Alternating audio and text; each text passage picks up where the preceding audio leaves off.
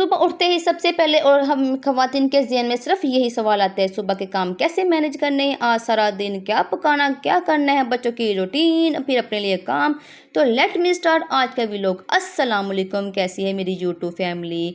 फजर की नमाज का टाइम हो चुका है, तो मैं 4:30 बजे उठ जाती हूँ, नमाज़ पढ़ती हूँ, तस्बीह करती हूँ और फिर कुरान पाक की तिलावत करती हूँ।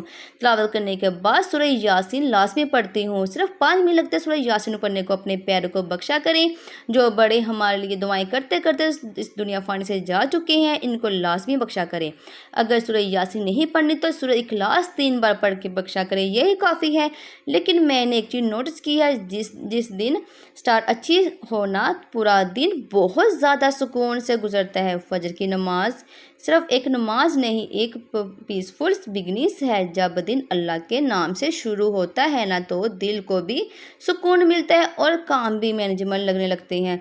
रेली मॉर्निंग से वीप्स हिट डिफरेंस, घर में सुखमोशी, फ्रेश हवा और एक नई उम्मीद।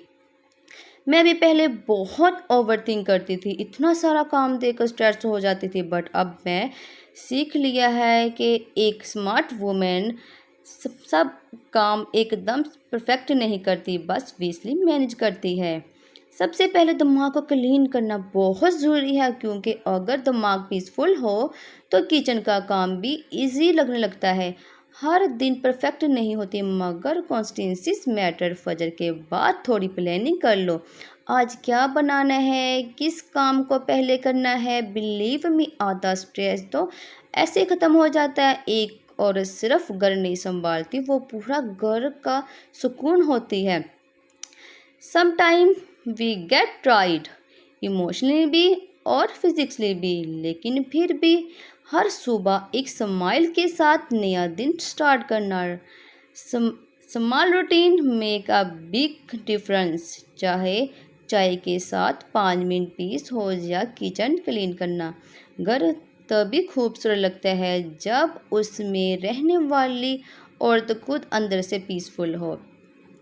इसलिए मैंने भी थोड़ा टाइम निकाला, बहुत इम्पोर्टेंस है, because self care is not selfish.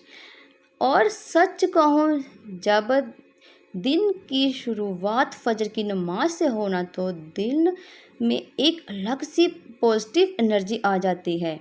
काम तो रोज़ होते हैं, कुकिंग भी, लॉन्ड्री भी, सफाई भी, लेकिन सुकून सिर्फ अल्लाह की याद से मिलता है। बस इसी तरह एक और स्माइल, इसी सुबह एक और बिजी रूटीन और एक और थैंक्सफुल हार्ट्स।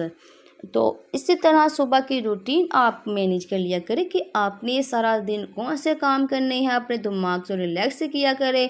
यकीन माने खुद ब खुद सारे काम होने लग जाते हैं जब हमने अपने दिमाग में सोचा होता है सबसे पहले हमने ये काम करने हैं, उसके बाद हमने वो काम करने हैं। यकीन माने हमारा काम बहुत ईजी लगने लगता है। तो ब्रेकफास्ट बना रही थी अपने मियाँ जनाब जी के लिए, बच्चों के लिए लंच बॉक्स तैयार करने थे, तो इसलिए सुबह सुबह का काम बहुत ज़रूरी होता है। हमारी ख़वातीन होती हैं ना, सुबह के काम लेकर बहुत थक जाती हैं, बहुत टेंशन लेती है, नमाज के बाद सो जाती है, जब बच्चे उठते तो साथ उठ जाती हैं। लेकिन ऐसा ना किया करें, तो आप उठा कर नमाज के बाद खुद को थोड़ी सी वॉक भी किया करें और तस्बीह भी साथ साथ किया करें। इस तरह दिमाग भी हमारा फ्रेश रहता है और काम भी हमारे साथ समेटने हो जाते हैं। तो कभी आटा गूंद लिया, कभी कोई काम कर लिया, कि दोपहर के लिए सब्ज़ी बना ली, तो ऐसे थोड़े थोड़े काम को मैनेज किया करें। यकीन माने हमारा पूरा दिन इतना सुकून से गुजर जाता है ना। तो बेटे की फरमाइश थी, मम्मा मुझे क्रिस्पी सा पराठा बना के दो। वो कहते हैं ना, वो मेरे बच्चे यही कहते हैं, पापड़ वाला पराठा। तो मैं थोड़ा सा इसमें क्रिस्पी कर लेती हूँ। तो साथ साथ ही सफाई हमारी इतनी ज़रूरी है ना, क्योंकि गर्मी का मौसम है, मक्खियाँ चूंटियाँ आ जाती हैं, तो साथ साथ हमें सफाई भी करनी चाहिए साथ साथ। तो बच्चों को पहले लंच नाश्ता दे के आई थी मियाँ जनाब जी, और बच्चों ने नाश्ता किया, तो मैं अपने बच्चों के लिए लंच बॉक्स तैयार करने लगी, क्योंकि मैं नाश्ता करती हूँ इनके स्कूल गोइंग होने के बाद सुकून से। क्योंकि भाग दौड़ तो सुबह सुबह इतनी ज़्यादा होती है, आपको भी पता है, बच्चों की तैयारी में, बच्चों को नहलाना, बच्चों के यूनिफॉर्म पहनाने, तो आपको पता है छोटे बच्चे वैसे तंग करते हैं। तो तो इसलिए मैं सारा काम ऐसा से इस तरह मैनेज कर लेती हूँ, तो इसलिए मुझे अल्हम्दुलिल्लाह से कोई मुश्किल नहीं लगती। कि तो औरतों ने खुद अपने आप को ना स्ट्रेस लिया है कि घर का काम बहुत होता है, ये वो। अल्हम्दुलिल्लाह से अगर हमारे घर में यानी कि अफराद हों तो काम फिर ही होता है ना। बच्चे अल्हम्दुलिल्लाह से बच्चों का काम होता है, इसके साथ हमारा बिज़ी रूटीन गुजर जाता है ईज़ी से। हम थक भी जाती हैं तो अपने प्यारे बच्चों को देख के सारी थकावट दूर हो जाती है। जब बच्चे स्कूल से पढ़ के आते हैं, यकीन माने माँ ने सारा काम किया होता है, माँ ने सफाइयाँ भी, खाना बनाया होता है, तो जब बच्चे आते हैं तो माँ की थकावट वैसे ही दूर हो जाती है। तो बच्चे ने, मेरे बेटे ने कहा था मैंने सैंडविच लेके जाने, इसलिए मैंने सैंडविच इसके लिए तैयार किए थे। वो पराठे वगैरह बहुत कम लेके जाते, लेकिन मेरी कोशिश यही होती है मैं उनको ज़्यादा खाना दूँ। ये सैंडविच, पिज़्ज़े, बर्गर, ये तो वैसे ही बस शौकीपन है ना। तो हम अपने ज़माने में कहते हैं ना, हम जब स्कूल जाते थे तो माँ अचार भी दे देती थी, हम खुशी से अचार खा लेते थे। अचार के साथ पराठा, अंडे के साथ पराठा, ऐसे ही है ना। तो मुझे कमेंट में बताया कि आप ऐसे करते थे, लेकिन आजकल के जो बच्चे हैं ना वो कहते हैं हमें खाना ना ही दो, हमें तो ऐसी चीज़ें दो जो हमारी भी यानी कि लंच बॉक्स अच्छा लगे। ज़ाहिर सी बात है आजकल तो लंच बॉक्स वाकई बच्चों के बहुत बहुत अच्छे होते हैं।